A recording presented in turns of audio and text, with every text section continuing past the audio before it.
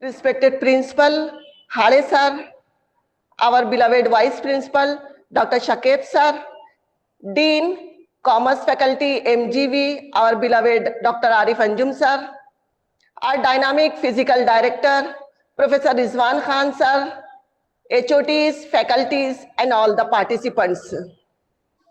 Today we are celebrating National Sports Day. Dear all, young students are the base and future of any nation. A concrete and strong base is required for building a powerful and developed nation. And as we know that, a sound mind in a sound body. Sports make body healthy. That's the reason why sports are very important besides the education of students in schools and colleges. Moreover, there is a quote, a country where playground is full, the hospital will be deserted. And on the other side, a country where playground is deserted, the hospital will be full of sick people. So to create awareness and encourage our population, our young students, the Government of India celebrate National Sports Day every year on 29th August. This day is a birthday of legendary hockey player Major Dhyan Chand, who scored 570 goals in 185 matches. He was popularly known as wizard and magician, hockey ka jadugar, due to his excellent control over the hockey ball during the game. This year's National Sports Day is somewhat more special because Government of India has renamed Rajiv Gandhi Khel Ratan Award to Major Dhyan Chand Khel Ratan Award to pay real tribute to Major Dhyan Chand and to encourage our sports students and to eliminate politics from the sports in the country. Dear all, with this background, may I please to invite our dynamic physical director, Professor Rizwan Khan, to present aims and objectives of the program and introduce our distinguished speaker. Thank you, sir. Over to Khan, sir. Thank you, madam. Honorable Principal Hale sir, Vice Principal Shakib sir, Coordinator Arif Anjum sir, our guests Dr. Dinesh Karad sir, Rizwana madam. Good morning, everyone. We are gathered here to celebrate the National Sports Day. हमारे लिए जानना बहुत जरूरी है कि national sports day हम क्यों मनाए जाते हैं. आज का दिन 29th August, the birth anniversary of the legendary of hockey player Major Dhyan Chand is the hockey का जादूगर जिसको कहा जाता है. is an extraordinary hockey skill. एक बार उनकी हॉकी से बॉल कभी लगता तो डायरेक्ट गोल होने तक बॉल चिपका रहता था, ऐसा बोला जाता था. नीदरलैंड की अथॉरिटी ने एक मर्तबा उनके हॉकी तोड़ के देखा था कि उसके अंदर कोई मैग्नेट तो नहीं है. और जर्मनी के हिटलर, जो the great dictator of Germany, उन्होंने ध्यानचंद को इनवाइट किया था कि आप जर्मनी आ जाओ और यहाँ की टीम की कैप्टनशिप लो, मगर ध्यानचंद ने वो रिजेक्ट किया और उन्होंने इंडिया के लिए खेला. इनका जन्म 29 अगस्त को इलाहाबाद में होता. 16 साल की उम्र के अंदर उन्होंने आर्मी ज्वाइन किया और कोच के तौर से कोच उनको अच्छा ट्रेनिंग करने से इंडियन टीम के कैप्टन बने. He 3-time winner of gold in Olympic 1926, 32 and 36. He scored 400 international goals and more than 1,000 goals in the tournament in the whole career to 1926 to 48. Dhyanchand काफी बड़ी पर्सनालिटी हमारे लिए है और सबसे अच्छी बात है कि आज हमारे देश ने सबसे बड़ा खेल रत्न अवार्ड, राजीव गांधी खेल रत्न अवार्ड को इनके नाम से अनाउंस किया है, ध्यानचंद खेल रत्न अवार्ड.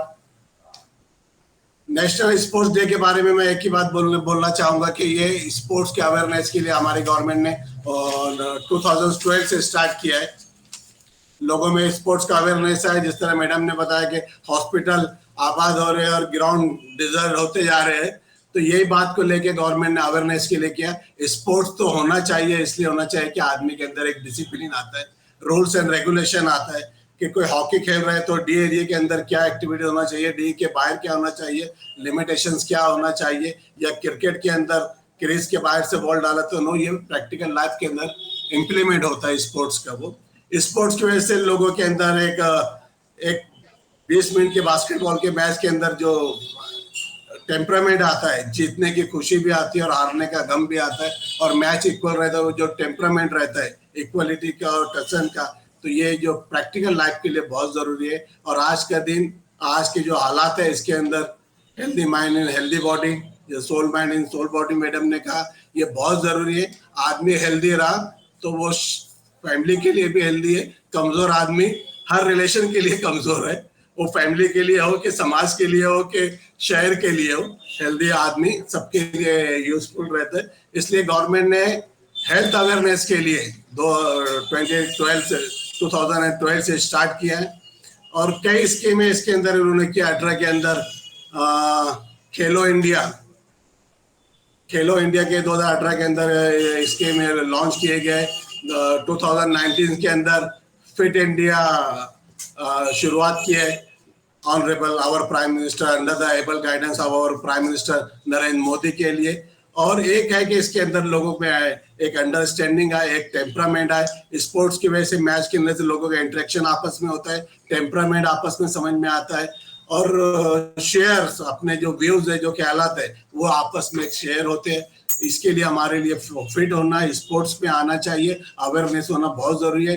30 मिनट्स आप कभी ग्राउंड के ऊपर रह रहे हैं, जो बताया जाता है, इससे हार्ट की बीमारी नहीं होती, इससे कोलेस्ट्रॉल जो तुम्हारा है वो लो होता है, और सारी बीमारियों से इसके अंदर होता है। और सबसे बड़ी बात है कि डिप्रेशन दूर होता है, जो आज के लिए सबसे ज्यादा जरूरी है। स्पोर्ट्स होने से, खेलने से मेंटली एक्सरसाइज होती है, मेंटली एंड फिजिकली दोनों फिट होता है आदमी, दोनों एक्सरसाइज होती है, उससे डिप्रेशन खत्म होता है। इसलिए स्पोर्ट्स होना बहुत जरूरी है। गेम एक्टिविटीज बहुत अच्छा है। और सबसे अच्छी बात है, हमारा गवर्नमेंट ऑफ इंडिया काफी अवेयरनेस आया। जितना उन्होंने अभी जो नया सिलेबस आया है उसके अंदर स्पोर्ट्स कंपलसरी किया है। जैसे इस तरह एजुकेशन कंपलसरी है, उस तरह स्पोर्ट्स कंपलसरी है। जितना टाइम एजुकेशन के लिए दिए जा रहे हैं, उतना स्पोर्ट्स के लिए बच्चे को देना चाहिए। ये बहुत अच्छी है, सारी स्कीमें बहुत अच्छी है। और सबसे बड़ी बात है, आप जो हमारे जो गेस्ट है, the great honour for us, the great personality among us, doctor Dinesh Karad is a physical director of MG Vidya Mandir Art, Science and Commerce College, Manmad. He is a BS member, Savitribai Pune University. He is a great sports personality of Pune University. 5 times he represented hockey in inter-university tournament. Number of times he participated state tournament, junior, sub-junior and senior in hockey. One time he's participated national, open national tournament in hockey.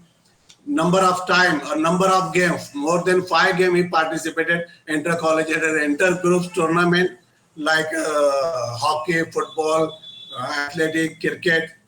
Is a great personality among us, and a great sports scholar, Dinesh Karat. Over to Madam, please. Thank you, sir, for this brief but comprehensive introduction of our key speaker.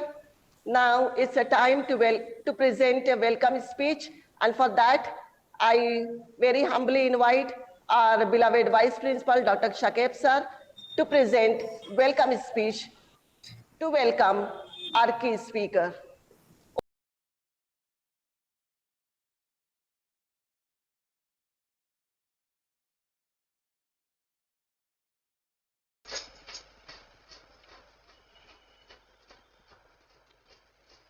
On behalf of MGV's Art, Science and Commerce College, Malegaon City, I, Dr. Shakib Ahmed, Vice Principal of the college, welcome all the participants for today's webinar on National Sports Day. जैसा कि अभी Rizwana madam ने बताया कि ये birth date है ध्यानचंद की, और ध्यानचंद के बारे में काफ़ी डिटेल में रिजवाना मैडम ने भी बताया और रिजवान सर ने भी बताया है, तो अभी उस पर मैं और ज़्यादा फोकस नहीं करता हूँ। आज के जो हमारे गेस्ट हैं डॉक्टर दिनेश कराड़, जो MGV's art science and commerce college Manmad के फिजिकल डायरेक्टर हैं, मैं उनको आज के इस प्रोग्राम में वेलकम करता हूं कॉलेज की तरफ से, हमारे प्रिंसिपल, वाइस प्रिंसिपल और पूरे स्टाफ की तरफ से, और विश करता हूं कि आज का ये जो वेबिनार है, इसके जो ऑब्जेक्टिव्स हैं वो इस वेबिनार से फुलफिल होंगे। With this note, I conclude. Thank you very much for giving me opportunity for speaking. Thank you, ma'am. Over to Rizwana, ma'am.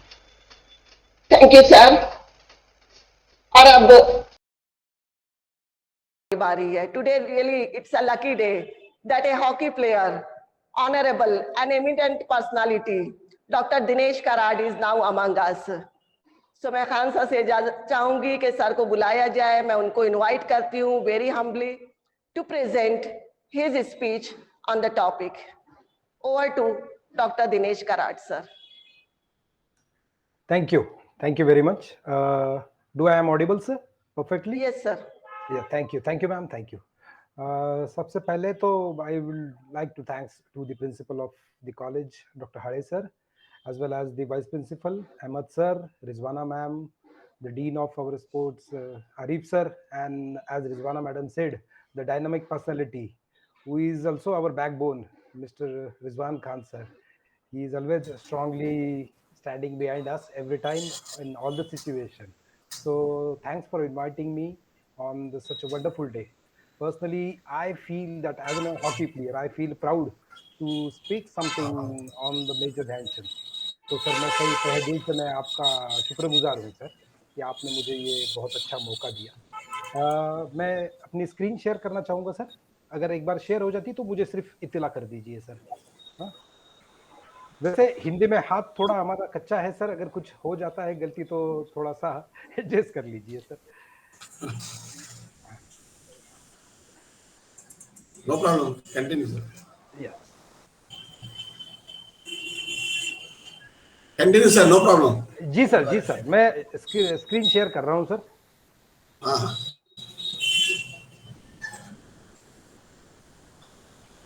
Visible, sir. Visible. Yes. हाँ, ये मूव हो रहा है मैडम.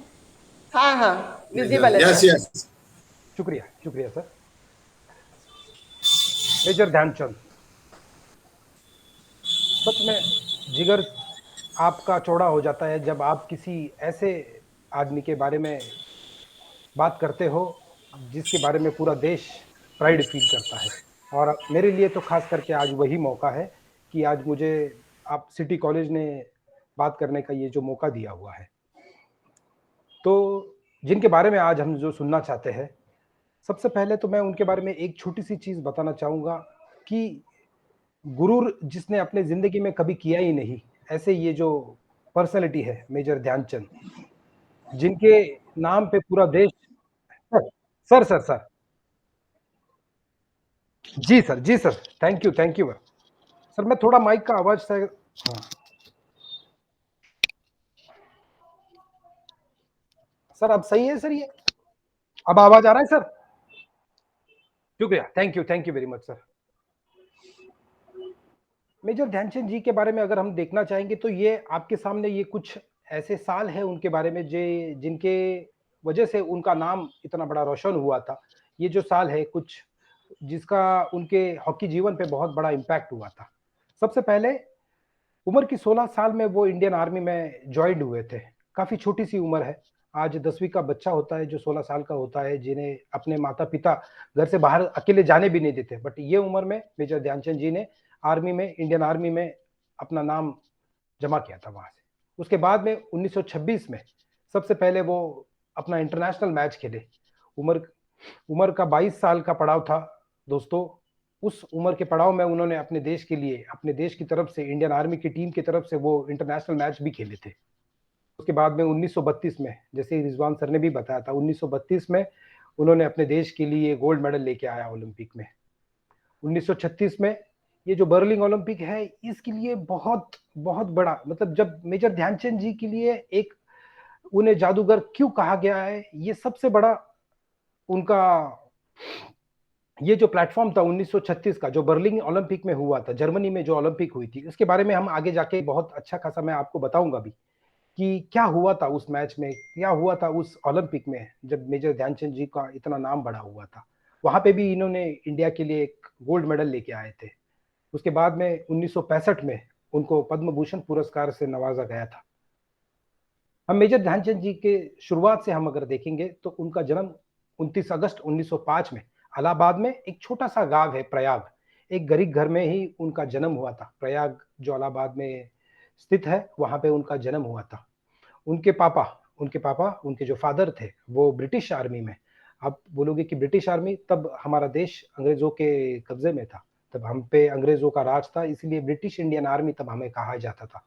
तो वो इंडियन आर्मी में वो काम करते थे। और उसके बाद में जब उनके पापा आर्मी में होने की वजह से उनका काफी तबादला होता था, उनको एक जगह से दूसरी जगह जाना पड़ता था, ऐसा बहुत बार होने लगा था। फिर उसके बाद में उन्होंने क्या किया कि उत्तर प्रदेश में जो झांसी ये जो जगह है, वहां पे उन्होंने अपना घर वहां पे सेटल किया था। वहां पे पूरी फैमिली वहां पे रहने लग गई। ध्यानचंद जी के जो भी भाई थे, उनकी फैमिली थी, वो वहां पे रहने लग गए थे। उनकी फैमिली के बारे में अगर हम लोग थोड़ा सा जानना चाहेंगे तो जैसे मैंने आपको बताया था, समेश्वर दत्त सिंह उनके पिताजी का नाम था, श्रद्धा सिंह उनके माता जी का नाम था। मेजर ध्यानचंद जी को दो भाई थे, एक का नाम रूप सिंह, दूसरे का नाम मून सिंह। उनके वाइफ का नाम जानकी देवी था और उनके लड़के का नाम अशोक कुमार था। जैसे मैंने कहा है कि पापा खुद ही एक हॉकी प्लेयर थे, आर्मी में थे। दोस्तों, जिसके खून में ही हॉकी होता है तो उनकी क्या कहना, कि जैसे पापा हॉकी शुरू किए थे तो उनके जो छोटे भाई थे रूप सिंह, वो भी भारत की टीम से उन्होंने 2 ओलंपिक खेले और दोनों ओलंपिक में भी उन्हें गोल्ड मिला, 1932 में और 1936 में। यहाँ पे एक अच्छी बात में कि अपने सगे भाई के साथ में मेजर ध्यानचंद जी भी उस मैच में उनके साथ में खेलते थे। देखो कितना गर्व से सीना चौड़ा हो जाता है जब 2 सगे भाई एक ही टीम में अपने देश को रिप्रेजेंट करते हैं और अपने देश के लिए गोल्ड मेडल लेके आते हैं। बात वहां तक रुकी नहीं, बात उनके आगे के जनरेशन तक भी चली गई थी। जब मैंने जैसे बताया था, उनके लड़के का नाम अशोक कुमार था, जो खुद भी एक बहुत उम्दा हॉकी प्लेयर थे। 1972 में जब इंडिया ओलंपिक के लिए रिप्रेजेंट हुआ था, तब उनके लिए इंडिया के लिए उन्होंने ब्रॉन्ज मेडल लेके आया था। 1972 के बाद में आज की तारीख मतलब 2021 में इंडिया ने उसके बाद में ब्रॉन्ज मेडल लेके आए। देखो, मतलब मैं यहाँ पे एक चीज बताना चाहता हूँ, जब ध्यानचंद जी के फैमिली का आखिरी मेडल था, उसके बाद में करीब 42 साल इंडिया को लग गए वापस मेडल लाने के लिए। तो कितना बड़ा कंट्रीब्यूशन था अपने देश के लिए इस ध्यानचंद फैमिली का। उनके अगर पहली लाइफ देखा जाता है, जैसे मैंने शुरू में आपको बताया था कि 16 साल की उम्र में उन्होंने इंडियन आर्मी में अपने आप को भर्ती करवाया था। काफी गरीबी थी उनके पास में, उनके लिए जॉब करना ये बहुत जरूरी था। बट जब आप कहते हैं ना कि आपका डेस्टिनी आपके लिए कुछ ना कुछ तो भी सेट किया हुआ रहता है, आपकी डेस्टिनी ने आपके इसमें कुछ ना कुछ तो भी लिखा होता है, आप वही जाते हो। जब शुरू में ध्यानचंद जी आर्मी में भर्ती हुए थे तो उन्हें हॉकी इतना पसंद नहीं था। उनके पापा उनको हर हॉकी के मैच के लिए लेके जाते थे, वहां पे वो हॉकी देखा करते थे, बट उन्हें रेसलिंग पसंद थी।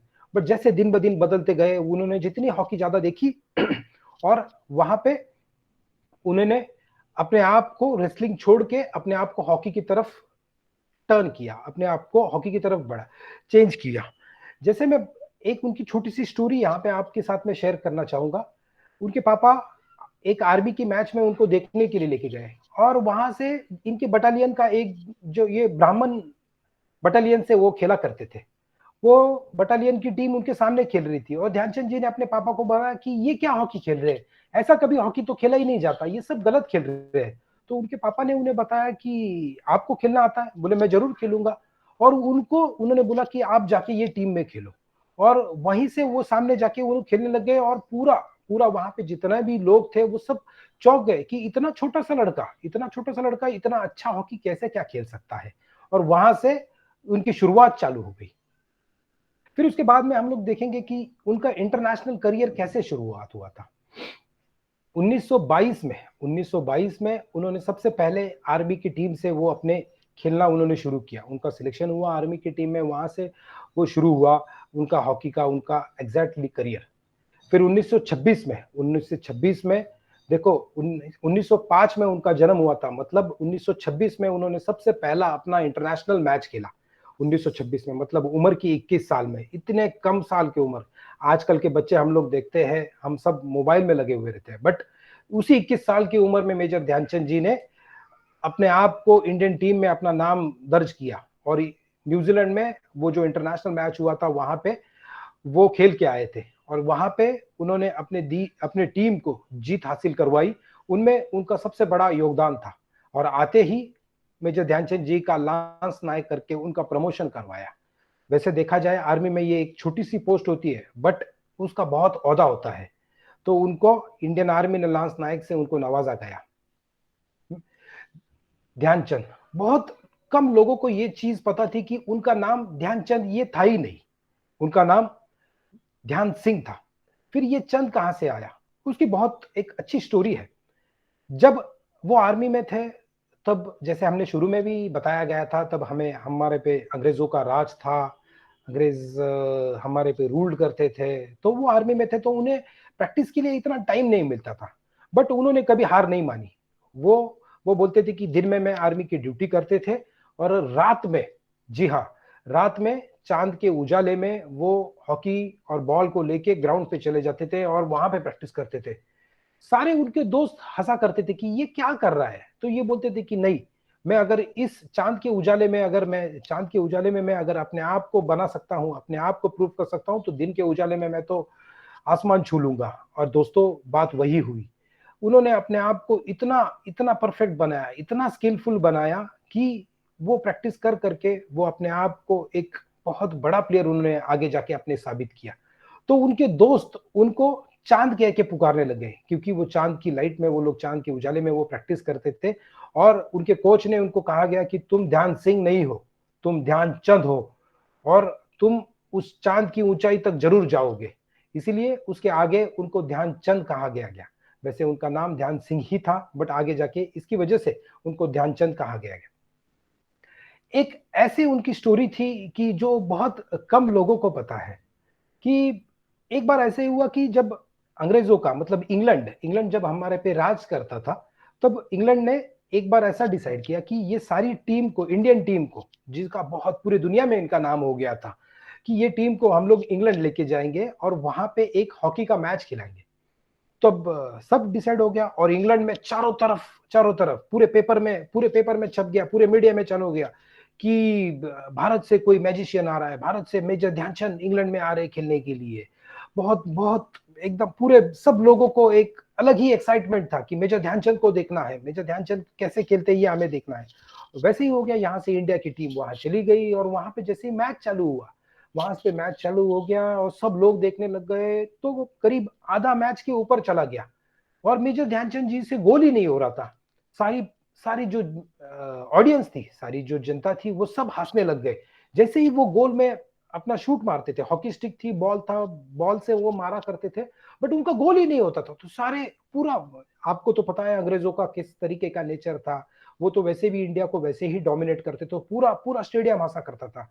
मेजर ध्यानचंद ने कभी अपना टेम्परामेंट खोया नहीं और काफी मैच का थोड़ा सा समय बाकी रह गया, उन्होंने मैच रुका दिया और वहां पे उन्होंने रेफरीज को बुलाया और बोला कि ये क्या हो गया। पूरा स्टेडियम शांत हो गया कि ये क्या हो गया, ये ध्यानचंद जी को क्या हो गया, ये ऐसा क्यों बिहेव कर रहे हैं। और उन्होंने वहां पे कहा कि ये जो गोल पोस्ट है, दोस्तों मैं यहाँ पर आपको बताना चाहूंगा कि इंटरनेशनल रूल के हिसाब से ये जो गोल पोस्ट होता है उसका मेजरमेंट होता है 2.14 मीटर हाइट, 2.14 मीटर उसकी हाइट होती है। और वहां पे मेजर ध्यानचंद जी ने कहा कि ये जो आपने गोल पोस्ट लगाया है इसका मेजरमेंट ही गलत है। देखो कि जिनके आंखें अपने गोल पोस्ट पे इतनी, अपना जो टारगेट होता है इतनी अचूक तरीके से होती है कि पूरे स्टेडियम में जितने भी लोग खेल रहे थे किसी को नहीं समझा, सिर्फ एक मेजर ध्यानचंद जी को समझा। फिर वहां से उन्होंने रेफरीज ने, जो मैच रेफरी थे जो बाहर बैठे थे, उन्होंने आए और उन्होंने गोल पोस्ट को जब चेक किया तब वो गोल पोस्ट ये करीब 4 इंच से, मतलब करीब इतना, ये दोनों तरफ से ये छोटा था। तो यहाँ पे उनको अपने आप को प्रूव किया कि वो हॉकी के भगवान क्यों कहा जाता है, कि ये छोटा सा इंसिडेंस जो इंग्लैंड में उनके साथ में हुआ था, उन्होंने अपने आप को प्रूव किया कि वो गोल पोस्ट ही गलत था, जबकि वो खुद गलत नहीं थे। उन्होंने जितने भी अटेम्प्ट लिए थे वो सारे गोल में थे। ग्रेट मैजिशियन, जैसे शुरू में रिजवान सर ने भी बताया था, वो छोटा सा किस्सा मैं आपके सामने यहाँ पे दोहराना चाहूंगा। नेदरलैंड में, जी हाँ, नेदरलैंड में जब भारत अपना एक इंटरनेशनल मैच खेल रहा था, तब सारे लोग वहां पे देखने के लिए आए।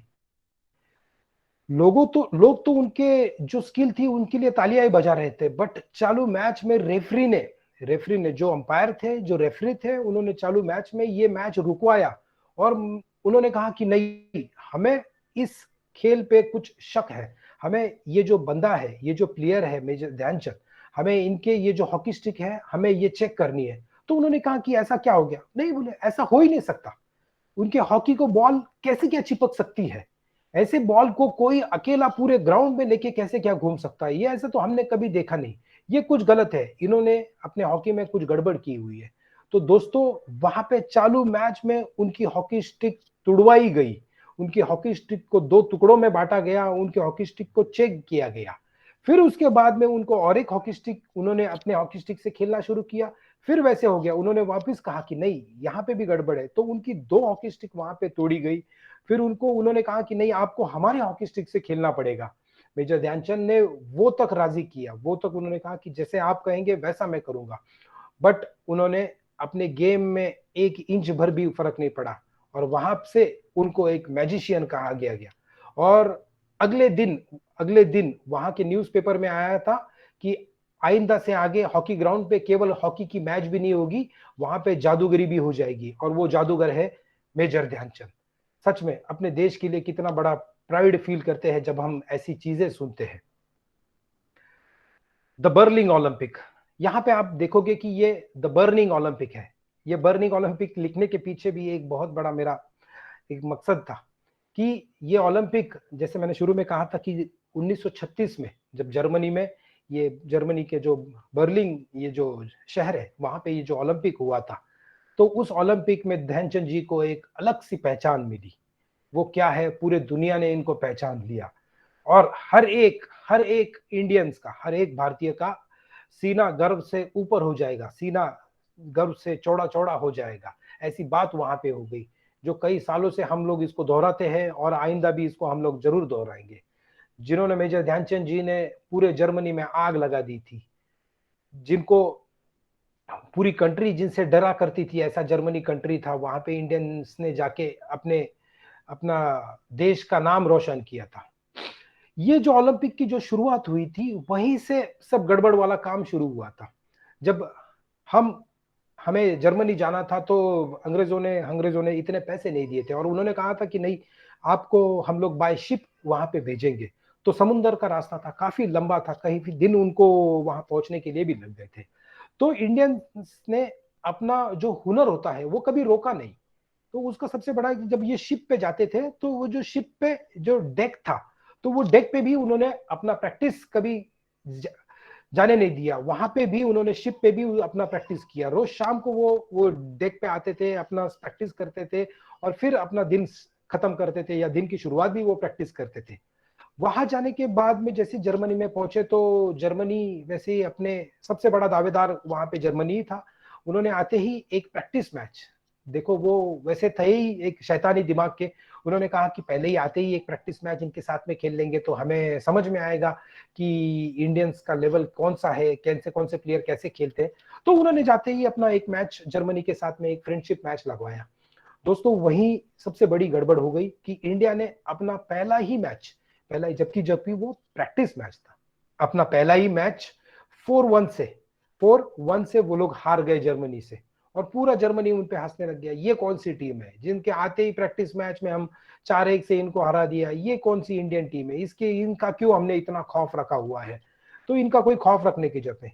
मेजर ध्यानचंद जी से जब बात की गई, तो उन्होंने कहा कि मेरे जीवन का सबसे बुरा अगर कोई दिन रहेगा, अगर इतिहास में इसको दिन को लिखूंगा, तो ये मेरे लिए सबसे बुरा दिन, सबसे काला दिन मैं इसको कहूंगा कि जिस दिन मैंने ये 4-1 से मैंने जर्मनी से हारा। वैसे नुकसान उसका कुछ नहीं था, जबकि वो प्रैक्टिस ही मैच था। वहां जाने के बाद में फिर मेजर ध्यानचंद जी ने 2 दिन तक कुछ नहीं, किसी से बात नहीं की, कुछ नहीं की। तीसरे दिन उन्होंने अपने टीम को इकट्ठा बुलाया और कहा कि नहीं, हम ऐसे नहीं है, हमारा ये खेल नहीं है, हमें इन लोगों से कुछ लेना देना नहीं है, हमें सिर्फ अपने गेम पे फोकस करना है, अपना डेडिकेशन, अपना स्किल, अपना हार्ड वर्क, जितना भी हम लेके आए हैं हमें ये सारा यहाँ पे देना है। हमें अपने आप के लिए नहीं, अपने देश के लिए खेलना है, हमें अपने देश का जो तिरंगा है वो यहाँ पे लहराना है। दोस्तों वही हो गया, दो अलग अलग पूल में थे, इंडिया अपने पूल से जीतते जीतते पूरा ऊपर तक आ गई और फाइनल में हमारा फिर से मौका जर्मनी के साथ में हुआ। हम 4-1 से उनसे हारे थे, ये एक जहन अपने दिल में हम लोग लेके ही चल रहे थे। बट फाइनल मैच में वही हुआ कि फाइनल मैच एक दिन पहला हुआ था, एक अलग ही 14 अगस्त को जो फाइनल मैच होने वाला था, 14 अगस्त को वो फाइनल मैच होने वाला था, उस दिन बहुत ज्यादा बारिश हुई जर्मनी में, बहुत ज्यादा बारिश हुई और उस दिन का मैच कैंसिल हुआ और वो मैच हुआ 15 अगस्त को। देखो कि जो ऊपर वाला बैठा होता है ना, वो एक ऐसा दिन हमारे लिए लिखा रहता है कि जो आगे जाके अपने हम सब के लिए बहुत गर्व होता है। 15 अगस्त अपने हम सब भारतीयों के लिए कितना इंपॉर्टेंट दिन है, ये मैंने यहाँ पे बताना कोई जरूरी नहीं है, आप सब समझ सकते हो कि 15 अगस्त अपने लिए कितना इंपॉर्टेंट दिन होता है। वैसे ही हुआ जर्मनी में, 14 अगस्त को बहुत जोरों से बारिश हुई और वो मैच 15 अगस्त को हो गया और 15 अगस्त को मैच हो गया और जर्मनी के साथ में मैच होने की वजह से हिटलर को ये बताया गया था कि आज भारत के साथ में अपना फाइनल मैच है। हिटलर ने अपने पूरे सेना को बताया गया था कि सारे लोग वहां पे आएंगे और जर्मनी की जीत वहां पे हम लोग देखेंगे कि जर्मनी कैसे जीत रहा है, ये देखने के लिए मैं खुद वहां पे रहूंगा। पूरा जर्मनी वहां पे आके पूरे स्टेडियम में आके बैठ गए थे। बारिश होने की वजह से ग्राउंड काफी खराब हो गया था और हिटलर ने कहा था कि मुझे जर्मनी की जीत मेरे आंखों से देखनी है। तो एक अलग ही जज्बा पूरे जर्मनी में फैल गया था, एक अलग ही पूरा सब लोगों में एक अलग उमंग आ गई थी। जर्मनी की टीम में भी एक अलग जोश था, एक अलग उमंग थी कि हमारे जो नेता है, हमारा जो लीडर है, वो हमारी मैच देखने के लिए आ रहा है, तो हम 100% खेल रहे हैं, तो हम लोग अपना 110% उस मैच में देंगे और अपना जीत का जज्बा हम लोग जरूर करेंगे। तो ये वही हो गया, मैच शुरू हो गया और काफी देर तक इंडिया से कोई गोल ही नहीं हुआ, इंडिया से कोई गोल ही नहीं हुआ। तो उसके बाद में मेजर ध्यानचंद ने अपने सारे टीम को इकट्ठा बुलाया कि बोले कि कुछ गड़बड़ हो रहा है, यहाँ पे उनके जूते स्लिप हो रहे थे। तो उन्होंने कहा कि हम लोग एक काम करते हैं, हम लोग बिना जूते के खेलेंगे। ये जो जूते स्लिप हो रहे थे, उन्होंने जी हाँ, उन्होंने अपने जूते निकाल दिए और बिना जूते के खेले। देखते ही देखते सारा माहौल बदल गया। कुछ ही अगले पलों में, अगले कुछ 10-15 मिनट में इंडिया ने एक के बाद ऐसे 6 गोल किए। 6 गोल होने के बाद में पूरा जो स्टेडियम था उसमें सन्नाटा छा गया। वैसे वो जर्मन्स थे, क्रूरता उनके नसों नसों में थी। उन्होंने उसके बाद में अपना गेम बदलना चालू कर दिया। उन्होंने कहा कि हम लोग अगर ऐसे नहीं जीत सकते तो हम लोग कोई अपना दूसरा तरीका होते हैं। जर्मन का लीडर ही हिटलर था, तो वो उनके प्लेयर से हमें और क्या उम्मीदें थी। उन्होंने इंडियंस प्लेयर्स को मारना चालू किया, और सबसे पहला टारगेट था उनका मेजर ध्यानचंद। सबसे पहले उनके गोलकीपर ने जिस तरीके से, बुरी तरीके से मेजर ध्यानचंद जी पे अटैक किया और अपने हॉकी से उनके मुंह पे हॉकी स्टिक मारी गई। खेलने का एक पार्ट होता है जिसको हम लोग कुछ बोल नहीं सकते, बट ये जानबूझ के किया जाने लग गया था। मेजर ध्यानचंद जी का दांत टूट गया, वो बाहर चले गए। बाहर जाने के बाद में देखो, एक लेजेंड क्यों कहलाता है उसका ये सबसे बड़ा उदाहरण है। उन्होंने अपने टीम को इकट्ठा बुलाया, उन्होंने कहा कि हमें उनके तरीके से नहीं खेलना है, हम लोग स्कोर के लिए नहीं खेल रहे, हम लोग जाने जाते हैं बॉल पे अपना कंट्रोल कितना अच्छा है, इस चीज के लिए हम लोग जाने जाते हैं। तो हम लोग अभी गोल के लिए नहीं खेलेंगे, हम लोग पूरी मैच में, हम लोग अगर गोल करने जाते हैं तो वो हमें मारते हैं, हमें गोल करने की कोई जरूरत नहीं है। हम लोग पूरी मैच में बॉल अपने कंट्रोल में रखेंगे और इनको हम लोग बताएंगे कि खेल क्या होता है, खेल का जज्बा क्या होता है, खेल हमें क्या सिखाता है। खेल हमें कभी मारना नहीं सिखाता, खेल हमें सिखाता है कि स्पोर्ट्समैन स्पिरिट क्या होता है। ये उसका सबसे बड़ा जीता जागता उदाहरण है आपके सामने। तो उन्होंने कहा कि हम लोग गोल के लिए नहीं खेलेंगे और पूरे मैच में उन्होंने करीब करीब 90% अपने बॉल पे अपना कब्जा रखा। और जब मैच खत्म हुई तो स्कोर था 8-1 और वही बर्लिन ओलंपिक 1936 इंडिया फिर से एक बार अपने देश के लिए गोल्ड मेडल लेके आया। बात यहाँ पे खत्म नहीं हुई, यहाँ से जो आगे का जो इंसिडेंस हुआ वो, क्योंकि मैंने जैसे बताया था कि ये मैच देखने के लिए जर्मन के जो तानाशाह लीडर, हिटलर, वो वहां पे आए थे। अभी सबकी नजरें लगी हुई थी कि इसके बाद में क्या होगा, अभी ये हिटलर क्या करेगा, क्योंकि उसका कोई भरोसा नहीं था। वो अगर चाहता था कि इंडियन टीम को यहां से हकाल दो, इनके ऊपर कुछ चार्ज करो, इनको मारो, वो कुछ भी कर सकता था। पूरा पूरा स्टेडियम शांत हो गया था, पूरा स्टेडियम शांत हो गया। उन्होंने कहा कि अभी हिटलर क्या करेंगे, ये सबकी नजरें वहां पे लगी हुई थी। वो मैच से ग्राउंड पे चले आए, सब डर का माहौल था। इंडियंस में अपनी जीत का एक अलग ही जुनून था, उन्होंने जोश था। उन्होंने बुलाया कि मुझे ध्यानचंद जी से मिलना है। उन्होंने ध्यानचंद जी को बुलाया, उन्होंने कहा कि इधर आओ, आप कहाँ रहते हो? तो उन्होंने कहा कि मैं भारत से। क्या करते हो? तो उन्होंने कहा कि मैं भारत में इंडियन आर्मी में मैं वहां पे काम करता हूँ। तो उन्होंने पूछा कि आप कौन से पोजीशन पे करते हो? तो उन्होंने कहा कि मैं लांस नायक पे हूँ। वो तो हिटलर ही थे, उन्होंने बहुत हंसे और बोले, लांस नायक, आप एक सादे सिपाही हो वहां पे? तो उन्होंने कहा कि हाँ, मैं एक सिपाही हूँ, अपने देश के लिए खेलता हूँ, इसके लिए मेरे सबसे बड़ा, मेरे लिए गर्व की बात है। तो उन्होंने कहा कि नहीं, आप एक काम करो, मैं आपको जर्मन का सिटीजनशिप देता हूं और हमारी आर्मी में ऑफिसर की पदवी भी देता हूं, आप हमारे यहाँ पे आ जाओ। बड़े ही प्यार से, बिना सोचे, बिना झिझक से उन्होंने कहा कि नहीं, मुझे ये सब चीज नहीं चाहिए, मैं अपने देश के लिए खेलता हूं, ये मेरे लिए बहुत बड़े गर्व की बात है। देखो दोस्तों, आज हम किसी को भी कहते हैं कि ये पैसे ले लो और ये काम करो, तो कोई भी तैयार रेडी हो जाता है। बट एक स्पोर्ट्समैन अपने आप को किस तरीके से अपने देश के सामने रखता है, उसका सबसे बड़ा ये एग्जाम्पल अपने मेजर ध्यानचंद जी का है, जिन्होंने एकदम छोटे से अगले सेकंड में, जैसे ही हिटलर ने उन्हें पूछा गया तो उन्होंने अगले सेकंड में उनको बताया गया कि नहीं, मुझे कोई, ये सब चीजों से मुझे कोई प्यार नहीं है, मैं अपने देश के लिए खेलता हूं, ये मेरे लिए सबसे बड़े गर्व की बात है। Dhyan Chand versus Don Bradman. हालांकि सब लोग सचिन तेंदुलकर को जानते हैं, सचिन तेंदुलकर को हम लोग कहते हैं कि भगवान है, बट सचिन तेंदुलकर से भी किसी बैट्समैन का नाम है तो वो है सर डॉन ब्रैडमैन, जो ऑस्ट्रेलिया के बहुत बड़े क्रिकेट प्लेयर कहा जाता है, जिनकी औसत, अगर आप भी आज भी नेट पे जाओगे तो जिनकी औसत 99% की थी, कि इतने बड़े लेवल के वो हॉकी क्रिकेट प्लेयर थे।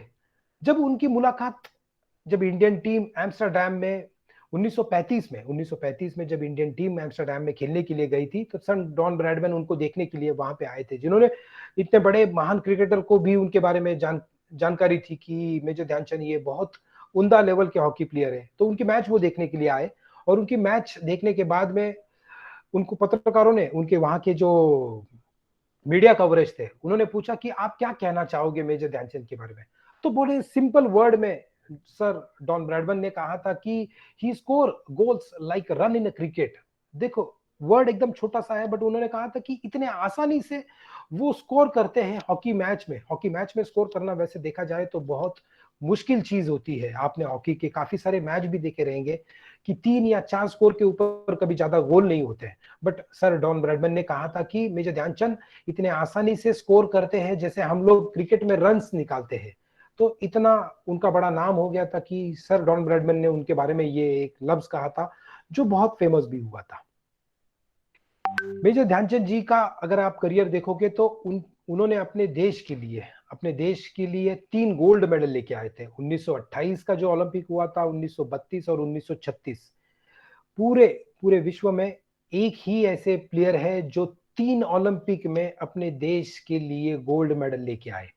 टीम गेम में गोल्ड मेडल लाना ये बहुत मुश्किल चीज होती है, और मेजर ध्यानचंद एक ऐसे खिलाड़ी है जिन्होंने अपने देश के लिए कंटिन्यूस, अगर आप ये स्पैन देखोगे तो करीब करीब ये 10-12 साल का ये स्पैन है पूरा, कि इतने सालों में वो अपने देश के लिए खेलते रहे और अपने देश का नाम उन्होंने ऊंचा किया और अपने देश के लिए वो गोल्ड मेडल लेके आए। उनको विजार्ड कहा जाता था, जैसे शुरू में भी मैडम ने कहा था कि वो विजार्ड है, बट इसके पीछे सबसे बड़ा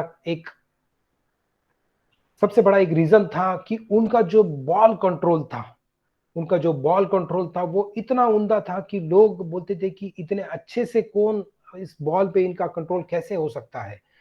जब बुक लिखी जाती थी, जब हॉकी के बारे में कुछ स्किल्स के बारे में लिखा जाता था, तो मेजर ध्यानचंद जी के वजह से एक ड्रिबलिंग बोल के एक हॉकी में स्किल होता है, रिजवान सर को यहाँ पे पता रहेगा ड्रिबलिंग मतलब बॉल को राइट से लेफ्ट में लेके जाओ और लेफ्ट से फिर से राइट में लेके जाओ, इसको हम लोग ड्रिबल बोलते थे। तो उस ड्रिबल को मेजर ध्यानचंद जी की वजह से इंडियन ड्रिबल बोलते थे कि सिर्फ ये इंडियन ही लोग वो ड्रिबल कर सकते थे, बाकी किसी कंट्रीज को ये सब आता नहीं था, क्योंकि बॉल को कंट्रोल करने के लिए सबसे बड़ी चीज होती है ड्रिबल आना। तो ये इंडियंस की ये खासियत थी जो उन्हें आता था, इसीलिए उस स्किल को इंडिया के नाम से नवाजा गया। देखो किसी स्पोर्ट्स के स्किल को उस कंट्री के नाम से अगर नवाजा जाता है तो वो कितनी बड़ी बात होती है। तो मेजर ध्यानचंद जी की वजह से उस स्किल को उन्होंने इंडियन ड्रिबल नाम दिया था। मेजर ध्यानचंद जी ने अपना आखिरी इंटरनेशनल मैच 1948 में खेला। शुरू में भी जैसे बताया, उन्होंने अपने करियर में करीब 1000 से भी ज्यादा गोल किए। 1000 सुनने में भी इतना बड़ा लगता है कि 1000 उन्होंने एक्चुअल में वहां पे कैसे किया, और उस 1000 में करीब 400 से भी ज्यादा उनके इंटरनेशनल लेवल के गोल थे। देखो अपने आप के लिए अगर एक गर्व की बात होती है जब आपका देश आपके लिए कुछ ऐसी चीजें करता है जिससे आपको बहुत प्राइड फील होता है। वैसे ही मेजर ध्यानचंद जी के लिए उस जमाने में जब हम अंग्रेज हमारे पे रूल्ड करते थे, हमारे पे अंग्रेजों का शासन था, उस जमाने में मेजर ध्यानचंद जी के नाम से डाक की टिकट भी बनाई गई थी। उसके ये कुछ एग्जाम्पल मैंने आपके सामने रखे हुए हैं। पद्म भूषण, मैं कहीं पे तो भी नाखुश हर वक्त रहूंगा कि मेजर ध्यानचंद जी इससे कहीं और बड़े चीज के लिए वो हकदार थे, बट तब उनको पद्म भूषण 1965 में उनको पद्म भूषण से नवाजा गया। हालांकि ये भी उनके लिए बहुत बड़ी प्राइड मूवमेंट भी थी, बट आज अगर हम लोग सोचते हैं तो इनसे बहुत ज्यादा इनका वो हकदार थे। रिटायरमेंट, उन्होंने अपने रिटायरमेंट के बाद में, बहुत सारे प्लेयर होते हैं कि रिटायरमेंट के बाद में वो कहीं और जाके सेटल हो जाते हैं, बट मेजर ध्यानचंद वैसे नहीं थे। जैसे ही उन्होंने अपनी रिटायरमेंट ली 1948 में, जैसे ही उन्होंने अपना आखिरी का इंटरनेशनल मैच खेला था, उसके बाद में उन्होंने ये नहीं सोचा कि मैं अभी जाके आराम करूंगा, मैंने अपने देश के लिए बहुत कुछ किया है, अभी मैं अपने फैमिली के साथ में टाइम बिताऊंगा। बट नहीं, जो लेजेंड होते हैं वो कुछ और ही होते हैं। जैसे ही उन्होंने अपना रिटायरमेंट लिया, उसके कुछ ही दिनों के बाद में उन्होंने माउंट आबू राजस्थान वहां पे जाके उन्होंने अपना एक कोचिंग कैंप शुरू किया। देश को उनकी जरूरत थी, ये देश को उनको पता था। आज भी एनआईएस बोल के, national institute of sports Patiala, जो एक बहुत बड़ा इंस्टीट्यूशन है जहां से बहुत बड़े बड़े इंडियन प्लेयर, ना कि हॉकी के, बाकी सारे गेम्स के भी प्लेयर्स बाहर आते हैं, तो इंडिया ने उनको एज अ चीफ कोच वहां पे उनको अपॉइंटमेंट दी गई। आगे काफी सालों तक उन्होंने वहां पे एक एज एन जॉब बोल के, as a chief hockey coach बोल के वहां पे वो काम करते रहे। और मेजर ध्यानचंद जी के अंडर में काफी सारे इंटरनेशनल प्लेयर वहां से बाहर आए और जिन्होंने इंडिया के लिए काफी सारा नाम भी कमाया। आखिरी समय में देखो दोस्तों, उनकी शुरुआत झांसी से हुई थी, उत्तर प्रदेश में, जहां पे उनकी फैमिली सेटल हुई थी। जिन्होंने, मेजर ध्यानचंद जी ने भी कहा था कि जहां से मैंने शुरुआत की है, मैं आखिरी समय भी वहीं पे बिताना चाहूंगा। हम लोग ऐसे होते हैं कि एक बार अपने गांव से एक बार बाहर शहर में आने के बाद में हम लोग अपने गांव की तरफ नहीं जाते, बट मेजर ध्यानचंद वैसे नहीं थे। उन्होंने कहा कि मैं मेरा आखिरी समय वहीं पे बिताऊंगा, झांसी में, जहां से उन्होंने हॉकी अपने हाथ में पकड़ी थी, जहां से उन्होंने हॉकी की सारी ABCD जहां से वो सीखी थी। वो चाहते थे कि मैं अपना आखिरी का समय मैं भी वहीं पे मैं अपने बिताऊं। तो लास्ट में वो लोग भी झांसी में ही सेटल हो गए थे। आज भी जब आपका जन्मदिन होता है, आपके परिवार वाले, हम हर एक किसी के आपके लिए कुछ ना कुछ तो भी मिठाई लाते हैं, कुछ आपके लिए कुछ स्वादिष्ट पकवान बनाते हैं। जैसे कोई आपकी पूजा की थाली लेके आता है, आपको आरती उतारते हैं जैसे। बट मेजर ध्यानचंद के लिए गर्व से सीना चौड़ा होने वाली जैसी बात थी कि जब उन्हें ये पता चला कि उनके जन्मदिन पे ना कि हॉकी बल्कि पूरा देश अपना नेशनल स्पोर्ट्स डे मनाएगा। आज का वही दिन है 29 अगस्त, जब हम इनके जन्मदिन पे अपने देश का नेशनल स्पोर्ट्स डे हम लोग मनाते हैं। मेरे ख्याल से किसी के जीवन में इतनी गर्व की बात नहीं होगी कि जिस दिन आप पैदा हुए थे उस दिन पूरा देश आपके लिए एक सेलिब्रेशन मनाता है, और वो सेलिब्रेशन होता है स्पोर्ट्स का। तो मेजर ध्यानचंद के लिए मेरे ख्याल से ये सबसे बड़ा ट्रिब्यूट है उनके लिए सबसे बड़ा एक हमारी बोलते श्रद्धांजलि है कि जिनके जन्मदिन पे हम लोग ये नेशनल स्पोर्ट्स डे सेलिब्रेट करते हैं।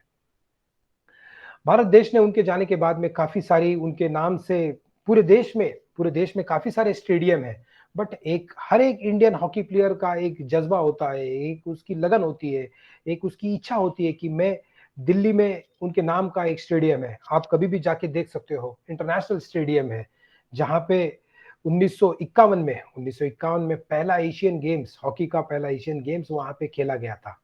16,200 लोगों का वहां पे कैपेसिटी, बैठने की कैपेसिटी है, जो मेजर ध्यानचंद जी के नाम से हम उनको पहचानते हैं। Life time achievement award, major Dhyan Chand ji के जाने के बाद में देश ने इतना ही नहीं कि उनके नाम से कुछ एक लाइफ टाइम अचीवमेंट अवार्ड होना चाहिए। Ministry of youth affair and sports, government of India ने ऐसा डिसाइड किया था कि कोई भी 2002 के बाद में कोई भी जो उम्दा प्लेयर होगा, जो देश का नाम रोशन करेगा, उसको हम लोग मेजर ध्यानचंद जी के नाम से एक अवार्ड दिया जाएगा। ये 2002 की बात है। उसके बाद में ये अवार्ड देना चालू हुआ। अब तक करीब 75 लोगों को ये अवार्ड दिया गया है, जिसकी राशि करीब 10 लाख की होती है। जो भी कोई अच्छा प्लेयर होता है, जो इंडिया का नाम रोशन करता है, उसको इस अवार्ड से नवाजा जाता है। जैसे मैंने तभी कहा था कि मेजर ध्यानचंद जी के जो लड़के थे, जिनका नाम अशोक कुमार था, अशोक कुमार 1972 में इंडिया के लिए ब्रॉन्ज मेडल लेके आए थे। उसके बाद में करीब 42 साल के बाद में इस बार टोक्यो ओलंपिक में हॉकी टीम ने, आपने जज्बा देखा रहेगा, पूरा देश खुशी का माहौल अपने देश में था। और जिस दिन ये हम वो 3rd पोजीशन का जो मैच था हॉकी का, जो हम लोग जीते, उसके तुरंत बाद देश के prime minister honourable Modi ji ने तुरंत वहां पे डिक्लेयर किया गया कि आज से राजीव गांधी जो खेल रत्न है, जो स्पोर्ट्स में सबसे बड़ा अवार्ड अगर उसको पहचाना जाता है तो उसका नाम राजीव गांधी खेल रत्न अवार्ड था। जब उसी दिन मोदी जी ने डिक्लेयर किया कि आज से उस अवार्ड को हम लोग राजीव गांधी जी के नाम से नहीं, बल्कि मेजर ध्यानचंद जी के नाम से हम लोग उसको नवाजे जाएंगे। और उस दिन के बाद में मेजर ध्यानचंद खेल रत्न अवार्ड, उसको ये नाम डिक्लेयर किया गया। किसी पॉलिटिशियन के नाम से अगर किसी खेल रत्न को अवार्ड दिया जाता है तो मैं खुद उसके लिए मेरा अपोज ही था। और ये सबसे हमारे लिए गर्व की बात हो गई कि उस दिन के बाद में मेजर ध्यानचंद जी के नाम से उस खेल को, उस अवार्ड को दिया जाने लग गया। तो ये सबसे बड़ी बात होगी उनके लिए। सैड स्टोरी ऑफ इंडिया, हालांकि ये कहना नहीं चाहिए, बट मैं जब भी मुझे कोई प्लेटफॉर्म मिलता है, जब भी मैं, इसके पहले भी मैंने पूना यूनिवर्सिटी में जब एक बार लेक्चर दिया था, तब मेरी आंखें भर के आई थी ये जब स्लाइड आई थी या इसके बारे में जब मैं कहता था। मेरी हाथ जोड़ के विनती है, ये आपका एक प्लेटफॉर्म है सिटी कॉलेज का। आप जितने भी लोग मुझे इनके जरिए से, इनके माध्यम से मुझे जितने भी लोग सुन रहे हैं, तो मेरी एक तहे दिल से एक गुजारिश है आपके सबके सामने कि आज तक सिर्फ एक इंडियन प्लेयर को भारत रत्न अवार्ड दिया गया है, वो है रिस्पेक्टेड सचिन तेंदुलकर सर। मेरा उनके नाम से कोई अपोज नहीं है दोस्तों, मेरा उनके नाम से कभी कोई अपोज है ही नहीं और ना ही रहेगा भी। वो भी अपने लेवल पे बहुत अच्छे प्लेयर है, बट जब बात मेजर ध्यानचंद जी की आती है तब उसमें मेरे लिए कोई कॉम्प्रोमाइज नहीं है। वो समय में जब हम अंग्रेजों के लिए खेलते थे, हमारे पे अंग्रेजों का राज था, इतनी बुरा टाइम था जब हमारे पास में पैसे नहीं थे, हमारे पास में इक्विपमेंट्स खरीदने के लिए तक कुछ चीजें नहीं थी, जब हमें जूते निकाल के खेलने के लिए पड़ता था, जब हमारा दांत टूट जाता था तो भी हम अपने देश के लिए गोल्ड मेडल लेके आते थे, जब हमारे घर में खाने की मुश्किलें थी, जब हमारे घर को दर बदर भटकना पड़ता था, वो समय में अपने देश के लिए जिन्होंने खेले और अपने लिए गोल्ड मेडल लेके आए, तो मुझे नहीं लगता हम जितने भी लोग ये लेक्चर सुन रहे कि कोई ये कहेगा कि ये जो बंदा है, ये जो इंसान है, जिनको आज तो हम भगवान मानते हैं, ये जो इंसान है, इनको भारत रत्न अवार्ड जरूर मिलना चाहिए। तो आपके जरिए से मैं यहाँ पे एक दरख्वास्त करना चाहूंगा कि जल्द से जल्द इंडियन गवर्नमेंट ने मेजर ध्यानचंद जी को मरणोपरांत भारत रत्न अवार्ड दिया जाए और ये आवाज हमने ऊपर तक पहुंचानी चाहिए। लास्ट में यही बताना चाहूंगा, कि जब मेजर ध्यानचंद जी को आखिरी में एक पत्रकार ने पूछा गया था कि आपको क्या लगता है आपके देश ने आपके लिए क्या नहीं किया, तो बहुत ही छोटे शब्दों में उन्होंने कहा था कि मेरे देश की जिम्मेदारी नहीं है, मेरे देश की जिम्मेवारी नहीं है कि मुझे आगे बढ़ाने की, ये मेरी जिम्मेदारी है अपने देश को आगे बढ़ाने की। देखो दोस्तों, इतना बड़ा वर्ड कितने छोटी सी चीज में उन्होंने बहुत कुछ वो बोल गए कि ये मेरे देश की जिम्मेवारी नहीं है कि मुझे आगे बढ़ाए, ये मेरी जिम्मेवारी है, ये मेरा काम बनता है कि अपने देश का नाम रोशन करें, और उसके लिए उन्होंने जी जान लगाई। थैंक यू दोस्तों। मैं फिर से यहाँ पे प्रिंसिपल सर का और सारे स्टाफ का यहाँ पे शुक्रगुजार हूँ कि मुझे ये महान आदमी मेजर जो लेजेंड है मेजर ध्यानचंद, उनके बारे में मुझे कुछ दो शब्द बोलने का ये जो अवसर दिया, मैं फिर से आपका बहुत तहे दिल से शुक्रगुजार हूँ। जाते जाते एक छोटी सी एक स्टोरी बताऊंगा, जो भी अपने कॉलेज के जितने भी बच्चे हैं, जितने भी स्टूडेंट्स हैं, वो जरूर इसको सुने और अपने अमल में। ये तो चीज हमने बताई, एक आदमी होता है जो बहुत पूजा पाठ करता है, बहुत भगवान को मानता है, अल्लाह को मानता है, वाहिगुरु को मानता है। वो ऐसा एक इंसान था जो वो कहता था कि मेरे लिए वो सब कुछ है, वो मेरे लिए सब कुछ करेगा। तो वो एक बार हवाई जहाज से जाता होता है और उनका हवाई जहाज वहां पे क्रैश होता है, वहां पे उनका हवाई जहाज क्रैश होता है और वो हवाई जहाज आके पानी में गिर जाता है। पानी में गिरने के बाद सारे लोग वहां पे पानी में तैरते रहते हैं, तो एकदम से इमरजेंसी वो बोट आती है, सारे लोगों को बचाती है। और वो जो इंसान के पास में वो बोट आती है, वो कहती है कि अरे चलो हम आपको बचाने के लिए आए। वो कहते हैं कि नहीं, मुझे मत बचाओ, मेरा भगवान है ऊपर, वो मुझे बचाने के लिए आ जाएगा। वो बोट चली जाती है, फिर से दूसरी एक और एक बोट आती है, वो उसको कहती है कि अरे आ जाओ, हम आपको लेके जाएंगे, हम आपकी जान बचाने के लिए आए हुए हैं। बोले नहीं नहीं नहीं, मुझे आपकी कोई जरूरत नहीं है, मैं बहुत पूजा पाठ करता हूँ, मैं बहुत मानता हूँ उसको, वो मुझे जरूर बचाएगा। फिर वो बोट चली जाती है, समय निकल जाता है, उनको वो अपनी जान गंवा बैठते हैं, वो जान गंवा बैठते हैं और मरने के बाद में वो ऊपर चले जाते हैं।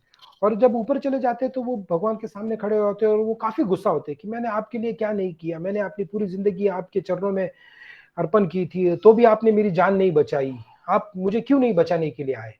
तो वहां पे भगवान एक चीज कहते हैं कि मैं तुझे एक बार नहीं 2 बार बचाने के लिए आया था, वो जो बोट भेजी थी वो मैंने तेरे लिए ही भेजी थी।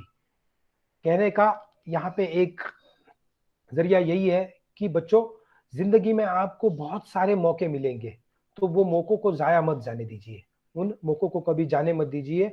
उस मौकों को आप आपका हर वक्त अच्छा बना के अपने आप को आगे लेके जाने की कोशिश कीजिए। जैसे मेजर ध्यानचंद जी ने अपना कोई मौका नहीं छोड़ा, जैसी भी सिचुएशन थी, उन्होंने अपने आप को प्रूव किया और अपने देश का नाम रोशन किया। यहाँ पे मैं अपना छोटा सा स्पीच खत्म करना चाहूंगा। शुक्रिया, thank you very much sir.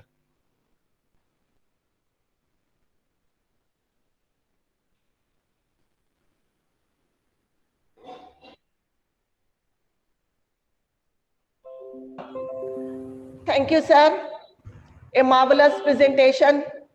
ये मेरे देश की जिम्मेदारी नहीं कि वो मुझे आगे बढ़ाए, बल्कि ये मेरी जिम्मेदारी है कि मैं अपने देश को आगे बढ़ाऊं। सर, आपने हॉकी के जादूगर मेजर ध्यानचंद की जादूगरी को बहुत ही दिलचस्प अंदाज में बयान किया। दिनेश कराट सर, मैं आपके प्रेजेंटेशन के बारे में इतना ही कहूंगी कि बड़ा नाज था चमन में कलियों को खुद पर, बड़ा नाज था चमन में कलियों को खुद पर, वो आए और सारी बहारों पे छा गए। डॉक्टर दिनेश कराट सर के लिए अब मैं वोट ऑफ थैंक्स के लिए प्रोफेसर अब्दुल्ला अंसारी को आवाज दूंगी कि वो वोट ऑफ थैंक्स प्रेजेंट करें। Professor Abdullah. A very, very good morning to all of you. On the behalf of Mahatma Gandhi Vidya Mandir, Arts, Commerce and Science College, Malegaon City, Department of Physical Education and Sports and IQAC Cell, I am Professor Ansari Abdullah. I am here to represent the vote of thanks. I am very thankful to our honorable keynote speaker, Dr. Dinesh Karat sir, for sparing the time with us and share very informative session with us. Sir, we are very thankful to you. You have shared very informative session and you give us time, your precious time, and make this webinar successful. And we are very thankful to you for help us for organizing this webinar. I would like to thank our honorable respected principal Professor S.C. Hale sir, our vice principal Dr. Shakib Ahmed sir, our NAC coordinator and dean of the faculty of commerce Dr. Arif Anjum sir, CEO of our college Dr. Mubin Nazir sir, and physical director Professor Rizwan Khan sir.